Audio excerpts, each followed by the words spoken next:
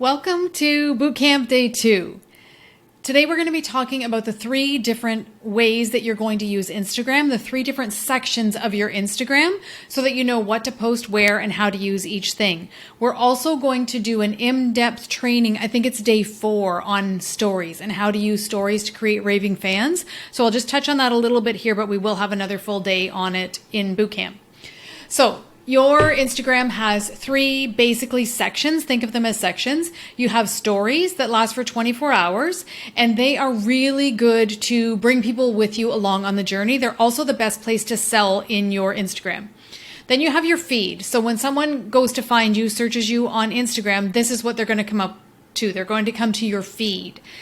And that's where you can put posts and carousels. You can put all kinds of content there.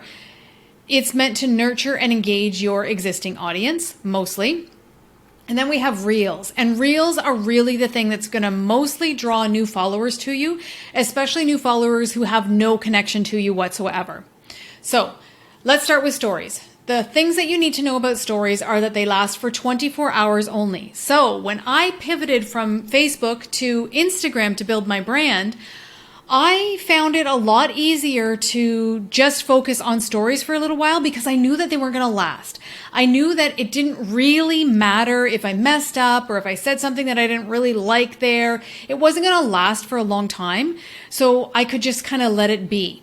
So you might want to play with that. Play with, practicing Instagram on your stories because nothing is going to last there anyway. You've got 24 hours and then it's gone.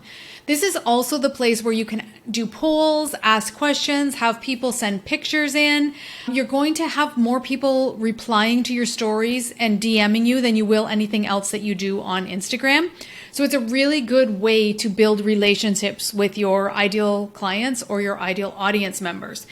It's meant to let people get to know you. It's meant to let people see behind the scenes and you choose how much or how little you show. You can have a completely separate part of your life that barely or never goes on Instagram at all. You don't have to put everything there. It's funny. When I go out into the world, people seem to think that they know me and they think that they know everything about me. And there is so much that I never share on social media, yet it looks like a lot of my life is public for everyone to see. So you can curate it in a way where people do get to know you, but only the parts of you that you want to show. The other thing that you can do when you're storying is to think about things through the lens of your business. So let's say you have a fun day, you're taking yourself on a date for a day. Well, you could do that through the lens of your second line profile and why you need time away. You could do that through the lens of your markets environment and how it helps to get out. So there's all kinds of different ways that you can flip it. Even if you're doing something crazy radical in the middle of the week, going on some fun, crazy trip or skydiving or something.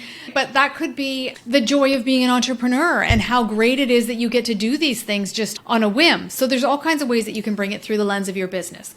So that is stories. And stories really do build relationships. They really do allow people to know you and to trust you. Your feed.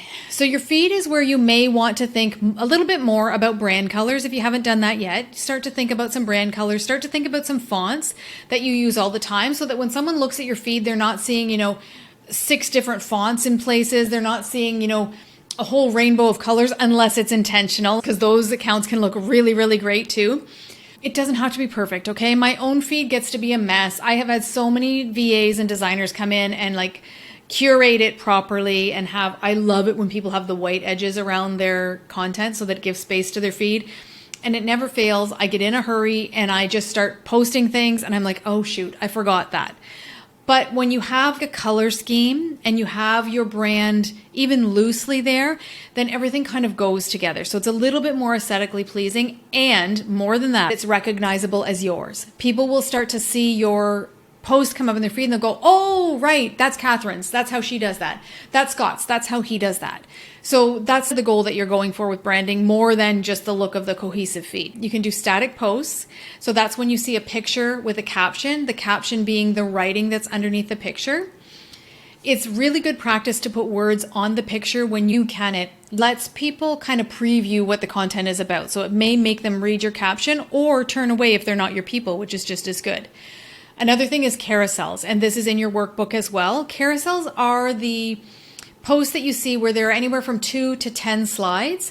And mostly you want to take people on a journey through your carousel, okay? It's not just like random information thrown in there, but it is very intentionally telling them a story or taking them on a journey through a process with you. And I've given you some ideas in your workbook for that as well.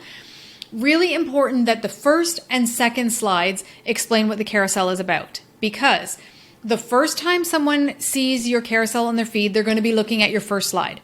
The second time your carousel comes through their feed, they're going to be looking at the second slide. Instagram is just going to automatically do that. So if they didn't pay attention the first time, you get another chance to kind of hook them in.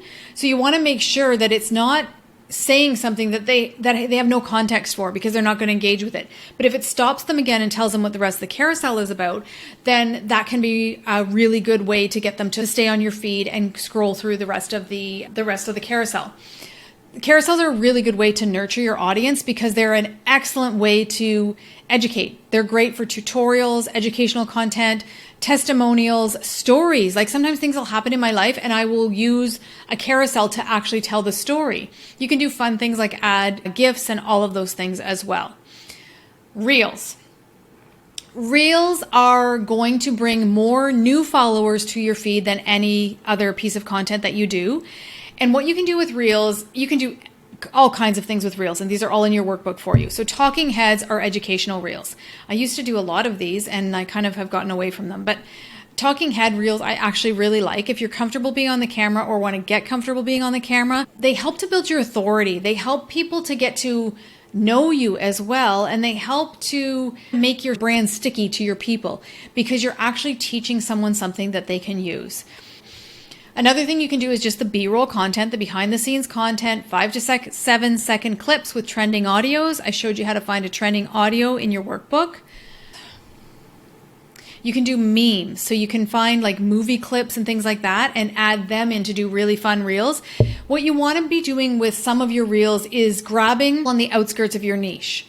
So your educational content, your carousels, your posts, they're going to be mostly serving your niche, right? Your niche within the human design market.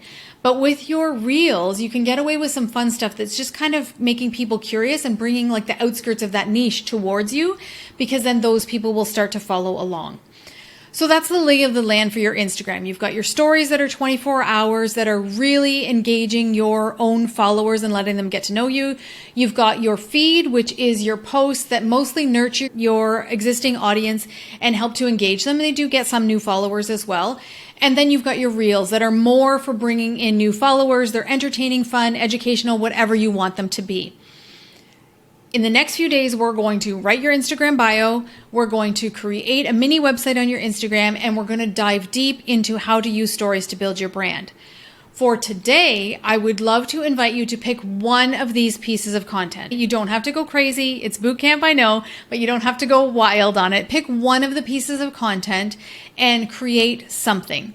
Whether you want to create a carousel, a B-roll reel, a reel with a Giphy or a meme, an educational piece of content, if you want to do a story, whatever you want to do, just let yourself kind of be in it. You went through in day one who you're here to be. So how can you show up as that and give your people what you came here to serve them? That's your challenge for today.